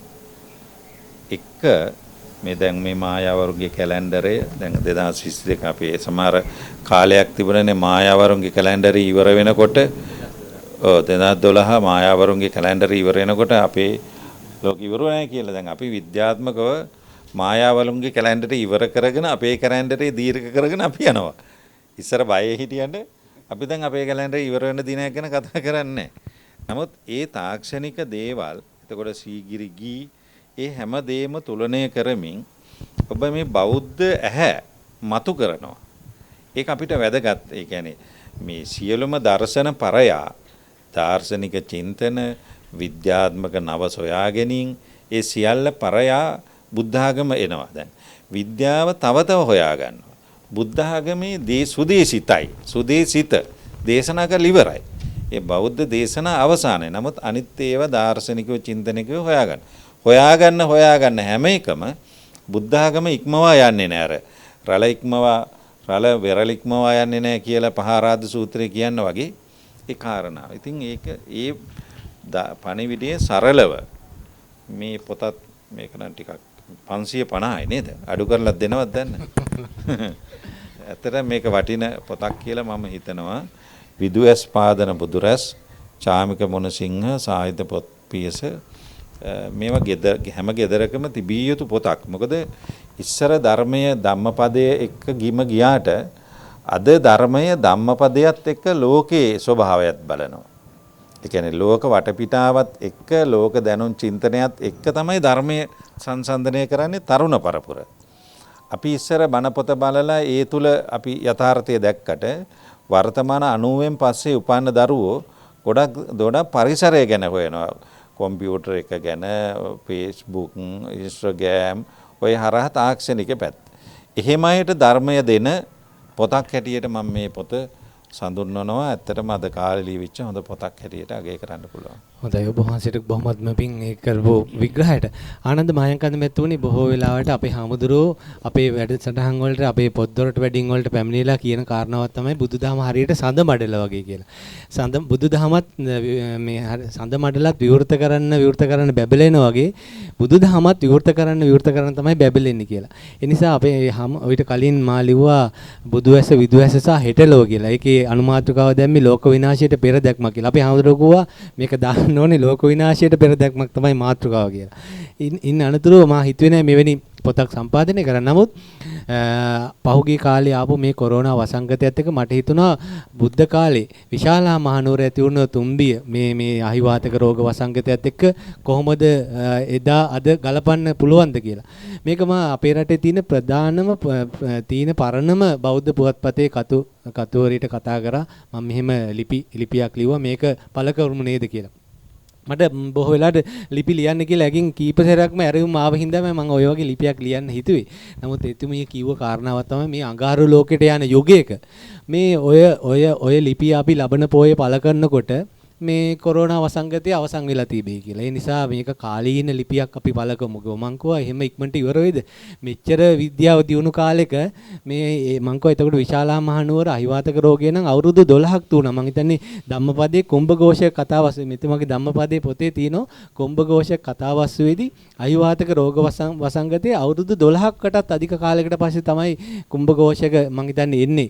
මේ රජගහ නුවරට තමන්ගේ ඒ වසංගතේ පැතිරුණු අවස්ථාව මං කිව්වා ඒ කාලේ නම් අවුරුදු දශකයකටත් වැඩි කාලයක් තිබුණා.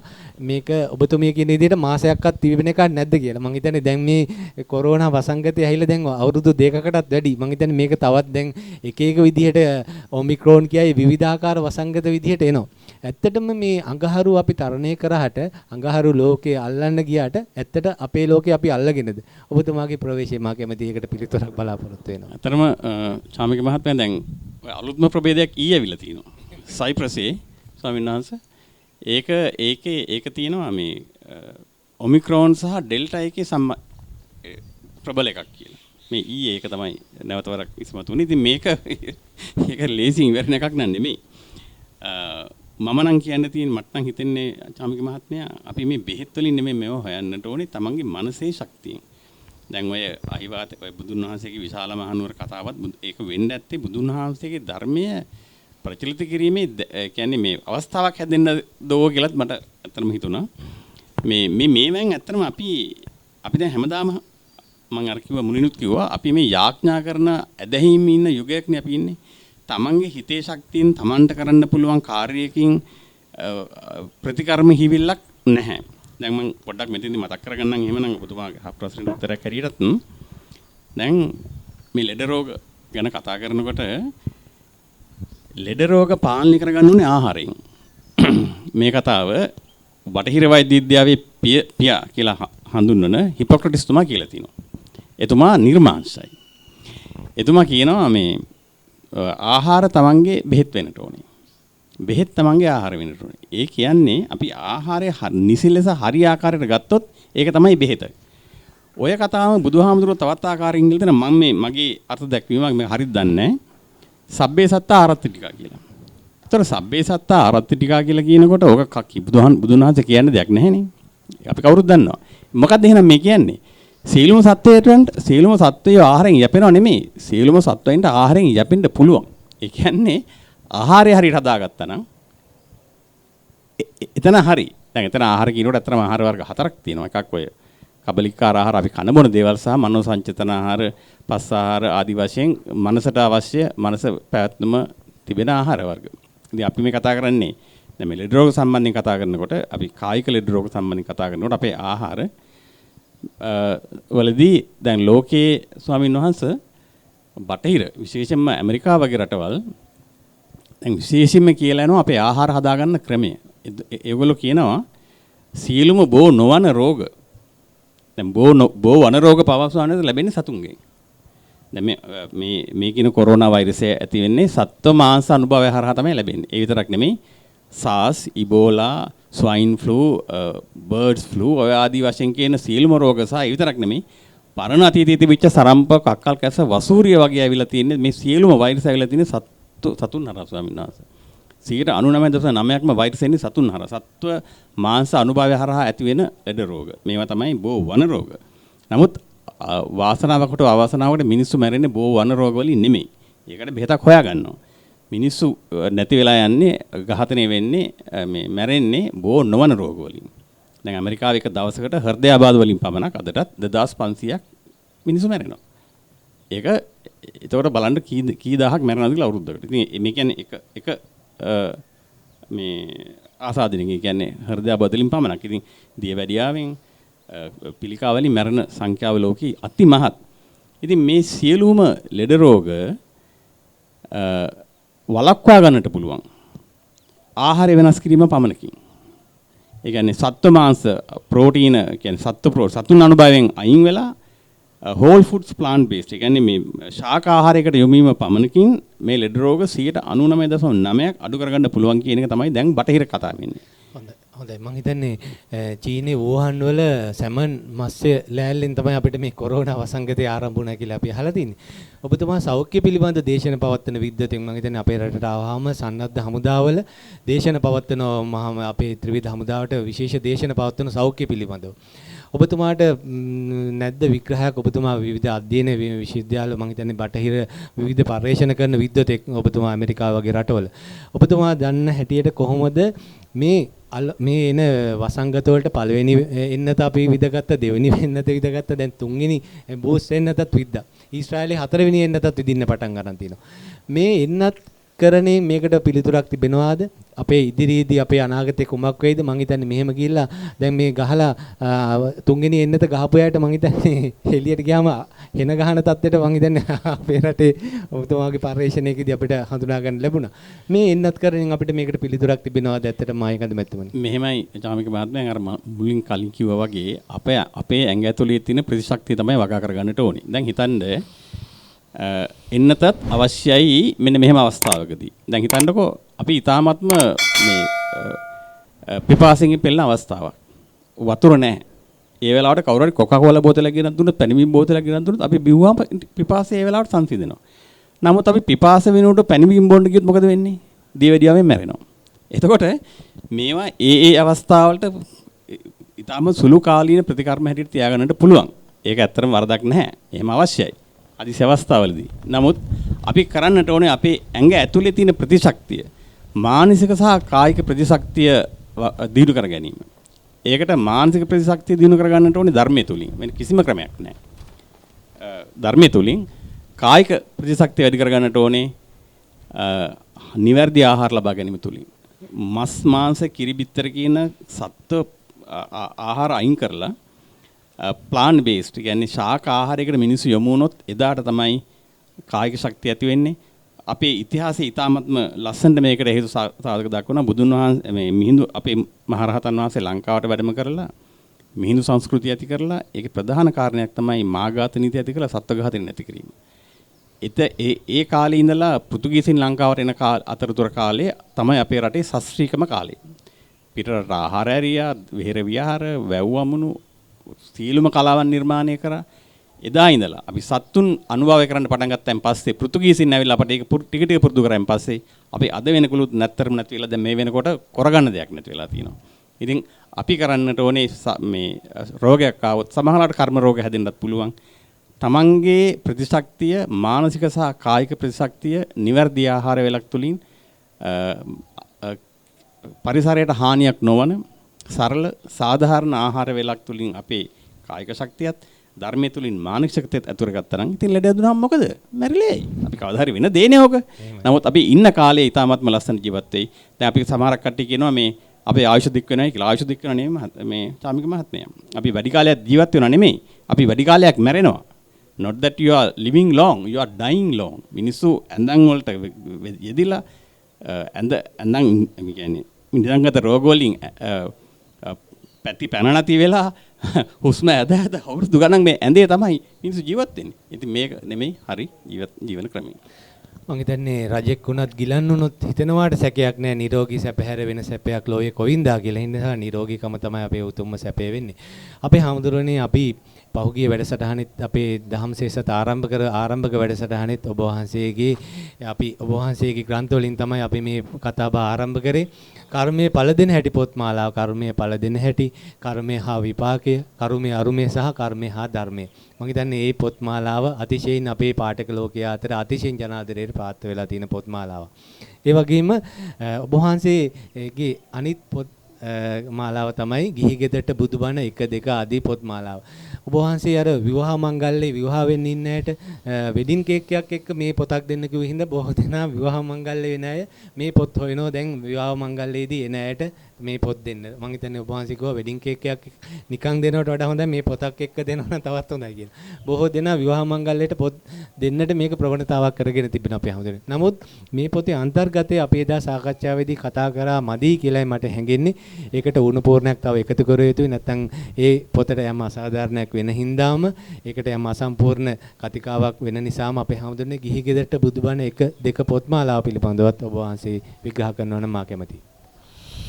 ඔව් ඇත්තටම බෞද්ධ වැඩසටහනක් හින්දා මම බෞද්ධ ක්‍රමයට මේ පොත් ටික තෝරගත්තේ.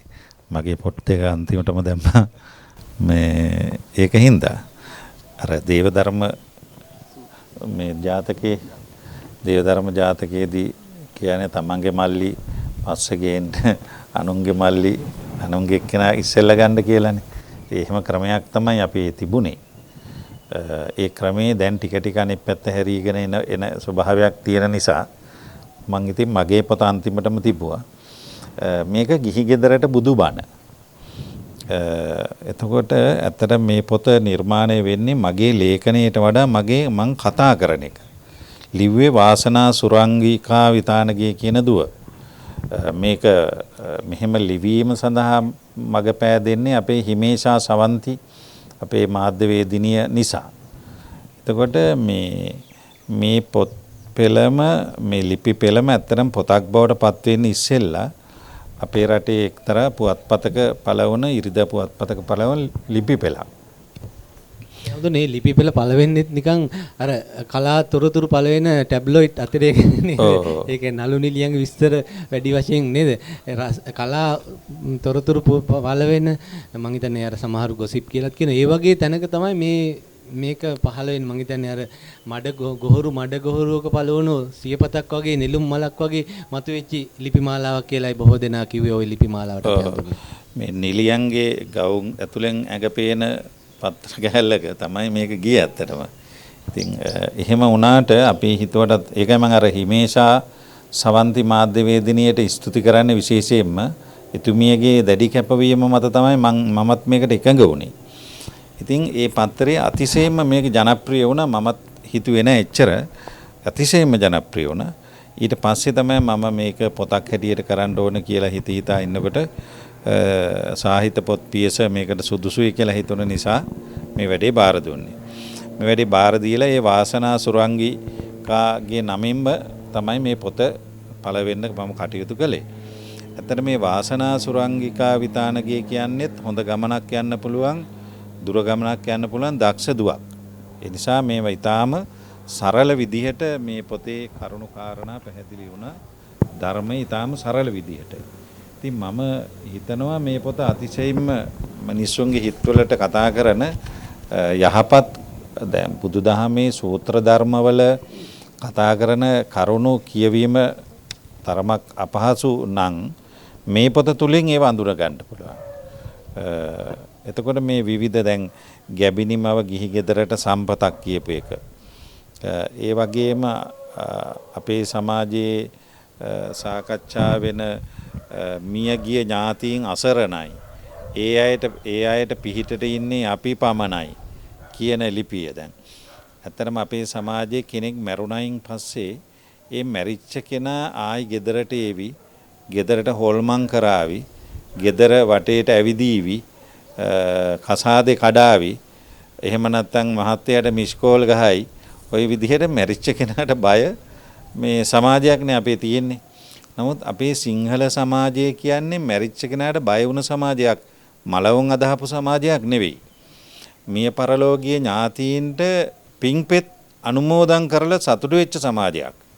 ඒ මිය පරලෝකීය ඥාතීන්ට පින්පෙත් අනුමෝදන් වෙන්නේ ඒ අය අපේ ගෙදරට එන එක වළක්වන්න නෙවෙයි. ඉතින් ඒව ගැන ඊටාම් පැහැදිලිව කතා කරා. මියගිය ඥාතීන් අසරණයි, ඒ අයට පිහිටට ඉන්නේ අපි පමණයි කියලා කිව්වේ බෞද්ධ අදහස. ඉතින් මේ පොතේ තියෙන ගොඩක් කරුණු මේ බොහොම සරලව පැහැදිලි කළේ හැම තරුණ දරුවෙක්ම, හැම තරුණ දුවක්ම, හැම තරුණ පුතෙක්ම මේ පොතක් අතේ තියෙන්න ඕන. මේ කොටස් දෙකකින් තියෙන්නේ 250යි මිල 250යි. දැන් දුම්බෙටියක් වුණත් මහ ගණන් ඇති නේද? එච්චර ගණන් එච්චර මේ වගේ පොතක් අතගත්තාම ඇත්තටම ජීවිතේට ලොකු එළියක්, ජීවිතේට ලොකු සැහැල්ලුවක්. මොකද අපිට මේ ජීවිතයේ අසහනකාරී බවට පත් වෙලා තියෙන්නේ අපිට ජීවිතේ මතුවෙන ගැටලු වලට උත්තර දන්නේ නැති හින්දා. Taman දන්න ටික හරි උත්තරේ කියලා කරන්න ගිහිල්ලා ඒවයින් ඇනගන්න හින්දා. දැන් මේ වගේ පොතක් අතේ තියෙනකොට මා දැනුම රාජ්‍යයක් අතේ තියෙනවා වගේ. ඇතනම කිසියම් කෙනෙක් කනට කොඳුරලා හරි දේ කියලා දෙන්න වගේ. ඉතින් ඒ නිසා මේ ගිහි ගෙදරට බුදුබණ කියලා මම නම් කළෙත් ඒකයි. අද ගොඩාක් වෙලාවට දෙමව්පියෝ අතර සම්බන්ධතා, දරුවෝ අතර සම්බන්ධතා පළදු වෙලා තියෙන්නේ අනවබෝධය නිසා. ඒකයි මම කිව්වේ මේ කසාද බඳින කෙනෙකුටත් වෙඩින් කේක් එකක් අතේ මේක දුන්නාම අරකින් සීනි වැඩි වෙනවනේ, මේකෙන් සීනි බහිනවා. මොකද හිත සැහැල්ලු වෙනකොට. ඉතින් ඒ නිසා මේක වටින පොතක් හැටියට සඳහන් කරනවා. ඇමරිකාවේ සමාහිත පරිසර පදනමේ ගරු සභාපති නිර්මාතෘවරයා අපේ සභාවට මම හිතන්නේ ලංකාවට කෙටි නිවාඩුවක් විවේකයකුත් නැහැ. මම හිතන්නේ දේශන මාලාවක් අපේ රටේ පැවැත්වෙනවා. එතුමාගේ මම හිතන්නේ ඊ දවසේ නුවර හිටියේ. දැන් අද දවසේ රත්නපුරේ බලා එතුමා පිටත් වෙන්න බලාපොරොත්තු වෙමින් ඉන්නවා.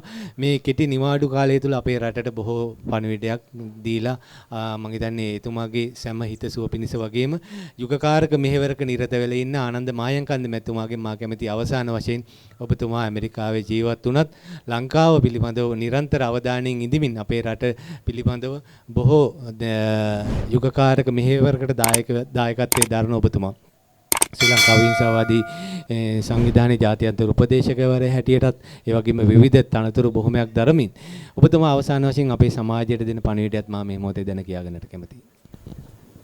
බොහොම ස්තුතියි චාමික මහත්මයා.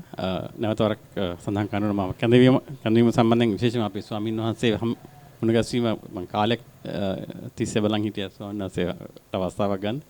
ඒකත් අද සිද්ධ වුණා. ඉතින් ඒකට මුලින්ම ස්තුතිවන්ත වෙනවා. තිරුවන් සරණයි. ඇත්තට මට මේ ඔය ඇමරිකාවේ ඉඳලා අපේ රට දිහා බලනකොට දැන් වර්තමානයේ අපි ඉතින් ආර්ථික දුෂ්කරතා ආරෝමයම ගොඩාක් තියෙනවානේ චාමික මහත්මයන්. ඒව ගැන කතා කරන්න යන්නේ නැහැ. නමුත් අපේ රටේ හැම ගෙදරකම කිසිම ගෙදරක් නැහැ ඇත්තටම ලෙඩ රෝගයක් නැති. කියන්නේ බෝවන රෝගයක් නැති. සාමාන්‍ය බෝ නොවන රෝගයක් නැති. කියන්නේ හෘදයාබාධයක්, එහෙම නැත්නම් කොලෙස්ටරෝල් වගේ තත්ත්ව, එහෙම නැත්නම් දියවැඩියාව, පිළිකා, හන්දිපත් රිදීම, හයි බ්ලඩ් ප්‍රෙෂර්. ඔය වගේ එක මේ අක්මාවේ අමාරුකම් නැති ගෙදරක් එකම ගෙදරක්වත් ලංකාවේ නැහැ ස්වාමීන් වහන්සේ.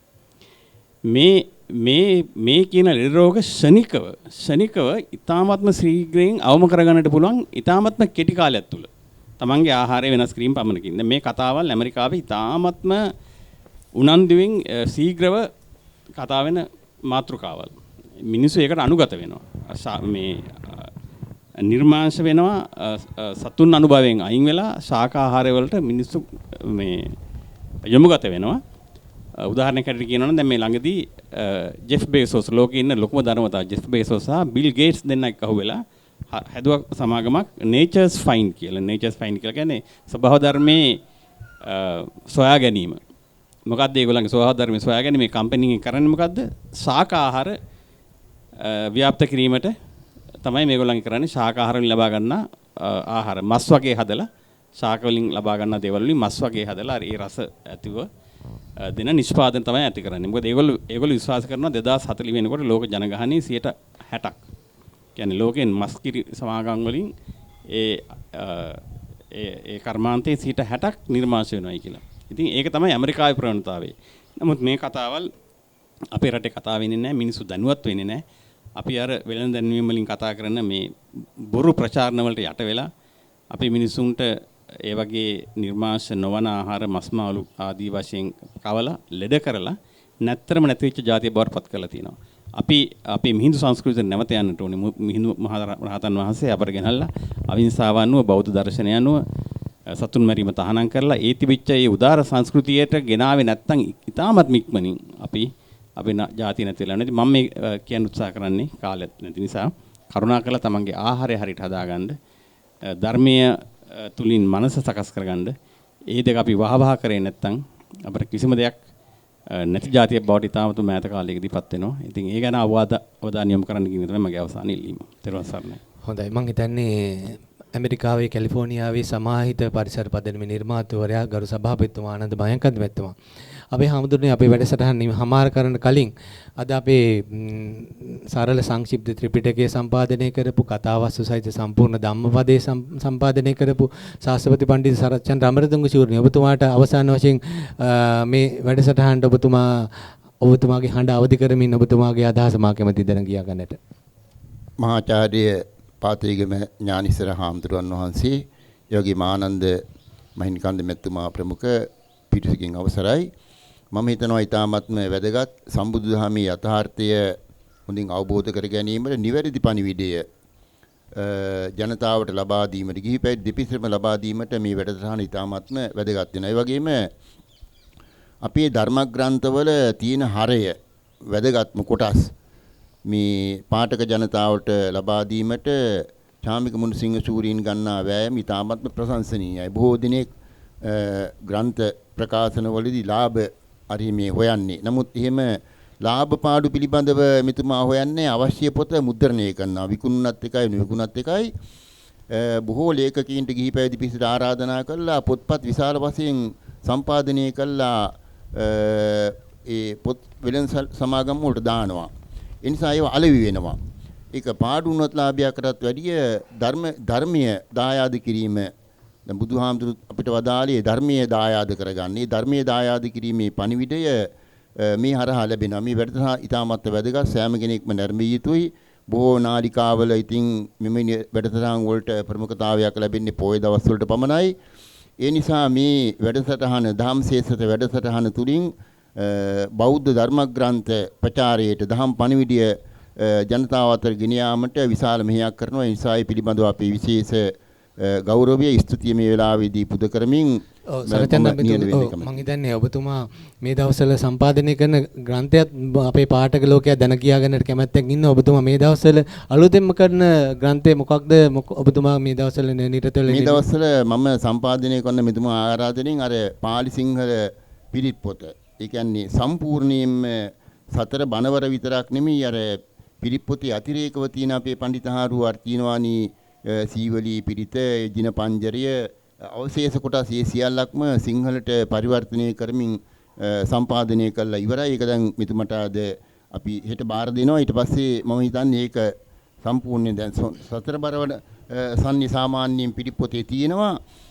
ඊට අමතරව අතිරේකව සියලුම පිරිත් සූත්‍ර සියල්ලක්ම සිංහලෙන් සකස් කරලා සකස් කිරීමේ කටයුතු නිමාවටපත් කරලා තියෙන ළඟදීම මේ පාඨක ජනතාවට පාලි සිංහල පිරිත් පොත අංග සම්පූර්ණව සරල අර්ථය සහිතව ලබා ගැනීමට හැකියාව මම හිතන්නේ බොහොම ඉක්මනට ඔබතුමා සම්පාදනය කළා දේවි.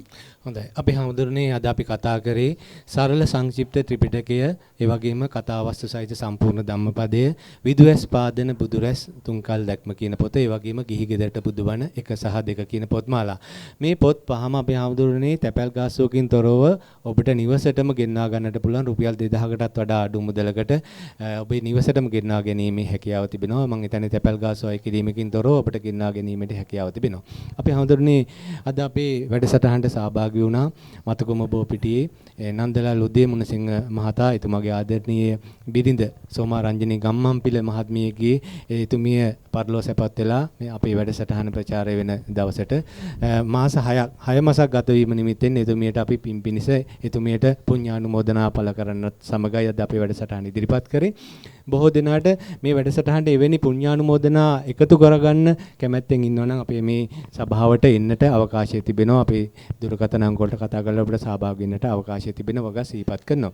අපි හඳුන්නේ අද වැඩසටහන සියල්ල සමාලෝචනය කළමින් සියල්ල ගලපමින් සම්පින්දනය කරමින් අවසාන වශයෙන් ඔබ වහන්සේ අපේ සමාජයට දෙන පණිවිඩයක් දැන කියා ගන්නට කැමැති අපි හැමදෙනා අවසරයි. ඇත්තටම අද විශේෂයෙන් සලකනවා අපේ මාහින් කන්ද මෙතුමා, අපේ සරච්චන්ද්‍ර මෙතුමා මේ ඇත්තමට සජීවීව දැක ගන්න අවස්ථාව ලැබීම පිළිබඳව යම් යම් වැඩ කොටස් මේ රට ජාතිය ආගම වෙනුවෙන් සිද්ධ කරන ඇත්තෝ අද මේකම වැඩසටහනක අපිට මුණ ගැසීමට අවස්ථාව සලසා දීම පිළිබඳව චාමි සාහිත්‍ය පොත් පියසටත් අපි කෘතඥතාවය පළ කරනවා. ඒ වගේම මේ වැඩසටහනේ කෘති 5ක් පිළිබඳව අපි සාකච්ඡා කළා. විදුඇස් පාදන බුදුරැස්, සරල සංක්ෂිප්ත ත්‍රිපිටකය, සම්පූර්ණ ධම්මපදය සහ ගිහි ගෙදරට බුදුබණ කියන කෘති 5ක්. ඒ කෘති 5 රචනා කරපු ලේඛකයෝ 3 දෙනාමත් මේ වැඩසටහනේ වැඩසටහනට සම්බන්ධ වෙලා සිටිනවා. ඒකත් මම සතුටු වෙනවා. 2022 නව වසර ආගමික ග්‍රන්ථ බැලීමෙන් තොරව ආගමික ග්‍රන්ථ කියවීම, මෙච්චර කල ආගමික ග්‍රන්ථ බැලීමක් පිළිබඳවයි මම දකින්නේ. ඒ කියවීම කියලා කියන එක ආරම්භ කරමු. සාහිත්‍ය පොත් පියස ඒ සඳහා ලොකු පිටුවහලක් වේවි. අපිත් සමග දහම් දැනුම වර්ධනය කර ගැනීමට, බෞද්ධ සාහිත්‍ය ඉගෙන ගැනීමට 2022 වසරේ කැප කරමු කියලා කියන අදහසත් සමග මගේ අදහස් දැක්වීම අවසන් කරනවා. හොඳයි. අපගේ පුණ්‍යානුමෝදනාව, අපගේ ප්‍රසාදය, ප්‍රණාමය මේ අවස්ථාවේදී ස්වදේශාභිමානී ජාතික ව්‍යාපාරයේ ගරු සභාපති ශ්‍රී ලංකා භික්ෂු විශ්වවිද්‍යාලයේ පාලි හා බෞද්ධ අධ්‍යනාංශයේ ජ්‍යෙෂ්ඨ මහාචාර්ය පූජ්‍යපාද පාතේගම ඥානිසර අපේ ගෞරවනීය ස්වාමීන්ද්‍රයන් වහන්සේට අපගේ පුණ්‍යානුමෝදනය මේ අවස්ථාවේ පුද කර සිටිනවා අපේ ගෞරවනීය ස්වාමීන්ද්‍රයන් වහන්සේට. ඒ වගේම අද අපේ වැඩසටහනට සහභාගී වෙලා බුදුදහම පරිසරය පිළිබඳව බොහෝ ලෝ ප්‍රකට දේශකයෙක්, ඒ වගේම විද්වතෙක් හැටියට ප්‍රකට ඇමරිකාවේ කැලිෆෝනියාවේ සමාහිත පරිසර පදනමේ ගරු සභාපති නිර්මාතෘවර, ඒ වගේම ශ්‍රී ලංකාවේ අහිංසාවාදී සංවිධානයේ ජාත්‍යන්තර උපදේශක ආනන්ද මායංක මැතිතුමාටත් අපගේ ප්‍රණාමය ප්‍රසාදය පුද කරනවා. ඒ වගේම අද අපේ වැඩසටහනට සහභාගී වෙන සහභාගී වෙලා අවසාන වශයෙන් ඊට වටින අදහස් දැක්වීමකුත් ඉදිරිපත් කර පන්නිපිටිය විද්‍යාලංකාර මහපිරිවෙනේ හිටපු පාලි හා බුද්ධ ධර්මයේ විෂය භාර ආචාර්යවරයා, ඒ වගේම දැන් දහම් පාසලක ප්‍රධාන ආචාර්යවරයා, ශාස්ත්‍රපති පඬිත සරච්චන්ද්‍ර අමරතුංග ශූරීන්ටත් අපගේ ප්‍රණාමය ප්‍රසාදය පුද කරනවා. ඒ වගේම රංජනී ගම්මන්පිල මෙතිනිය පරලොව සැපත් වෙලා 6 මාසක් ගත වීම නිමිත්තෙන් මේ වැඩසටහනට සහභාගී වෙලා එතුමාගේ අනුග්‍රහය දැක්වීම පිළිබඳව නන්දලාල් උදේමුණසිංහ මැතිතුමාටත් අපගේ ප්‍රණාමය ප්‍රසාදය පුද කරනවා. ඒ වගේම එතුමියගේ කනිටු සහෝදරිය වන මතුගම යටදොළවත්ත මහකොස්ගහ මුල්ලේ සිට පැමිණි පද්මිනී ගම්මන්පිල මහත්මියටත් අපගේ ප්‍රණාමය ප්‍රසාදය පුද කරනවා. ඒ වගේම රංජනී ගම්මන්පිල මහත්මියගේ ජ්‍යෙෂ්ඨ සහෝදරිය වන දොඩංගොඩ සපුගහවත්ත මලබඩ කළුතර පාරේ පදිංචි ප්‍රේමා ගම්මන්පිල මහත්මියටත් අපගේ ප්‍රණාමය ප්‍රසාදය පුද කරනවා. සදහවතුනි අපි බලාපොරොත්තු වෙනවා තවත් නවම් වැඩසටහනක් නවම් මාසයේදී පෙබරවාරි 9 වෙනිදා තවත් දහම් සේසත වැඩසටහනකින් ඔබ හමු වෙන බලාපොරොත්තුෙන් අපි සමුගන්නේ. අපේ ගෞරවනීය ස්වාමීන් වහන්සේට පිරිකර පූජා කරමින් අපේ වැඩසටහන නිමාවටපත් කරනවා. එතෙක් අපි ප්‍රාර්ථනා කරන්නේ ඔබට තිරුවන් සරණ. පෞසිදුවෙන් නැති නොදැනීම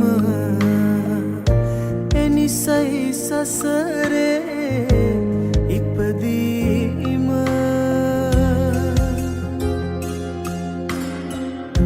බුදුදම් මහිමෙන් පැහැදීම පමණයි සදහට සැනසීම බුදුබණ පදයක් සවන වැකේවා බුදුගුණ පමණක් සිතට නැගේවා අවසන් වරට මගේ